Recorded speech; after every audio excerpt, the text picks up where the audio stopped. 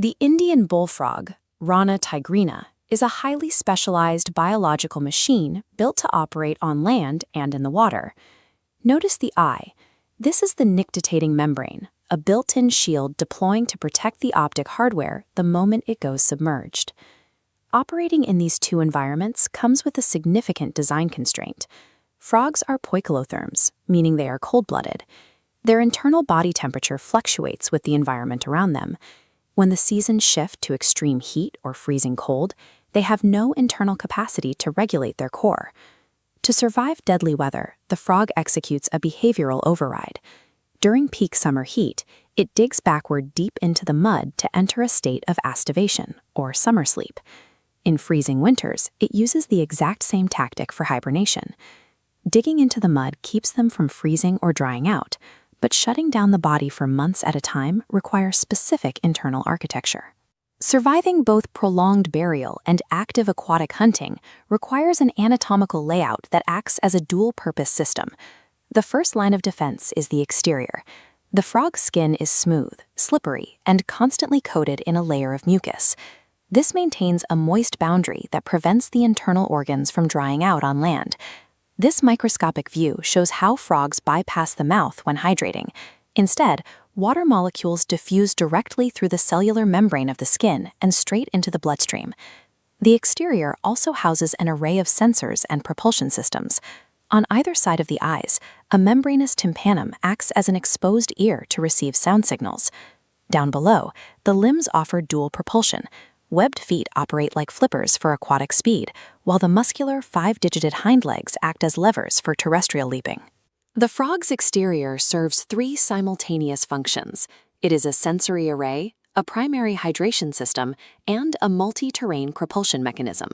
To power this hardware, the frog requires high-density fuel. Its internal digestive system is engineered for a strict carnivorous diet. The capture mechanism is a muscular tongue, split into two lobes at the tip to wrap around prey. Because the diet consists of protein-dense insects, the fuel routing is quick. The prey passes into a reduced, short alimentary canal, bypassing the need for the long intestines found in herbivores. Processing protein generates nitrogenous waste, specifically urea.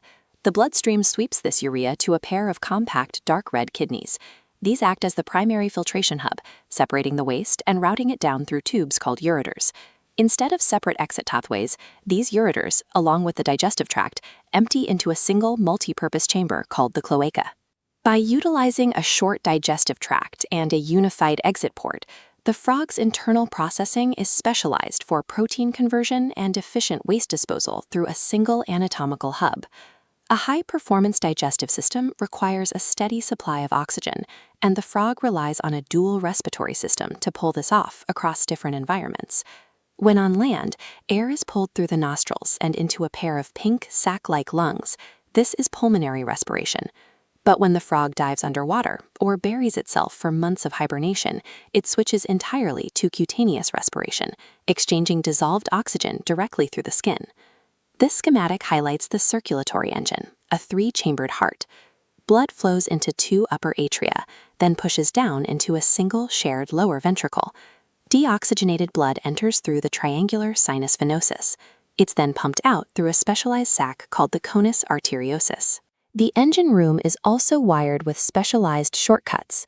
A hepatic portal system connects the blood flow of the intestines to the liver, while a renal portal system wires the lower body to the kidneys. This interconnected loop of dual breathing, 3-chambered pumping, and direct venous wiring allows the frog to shift gears from terrestrial hunting to deep water swimming. For the species to survive, this biological machine must replicate. You can identify the male frogs externally by 2 features: sound-producing vocal sacs and specialized copulatory pads on the first digit of their forelimbs.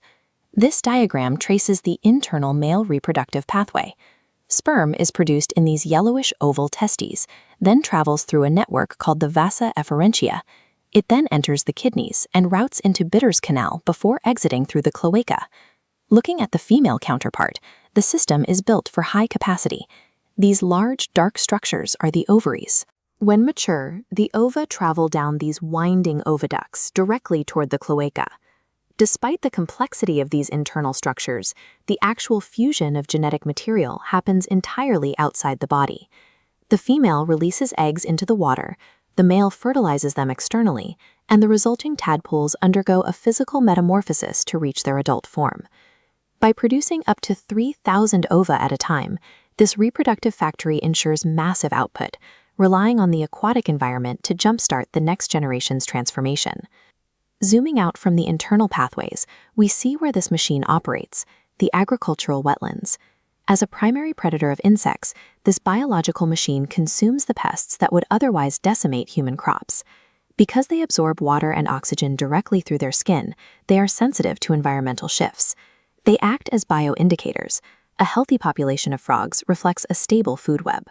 The internal engineering of Rana tigrina is a biological system refined by millions of years of evolution, designed to sustain both the animal itself and the balance of the ecosystem.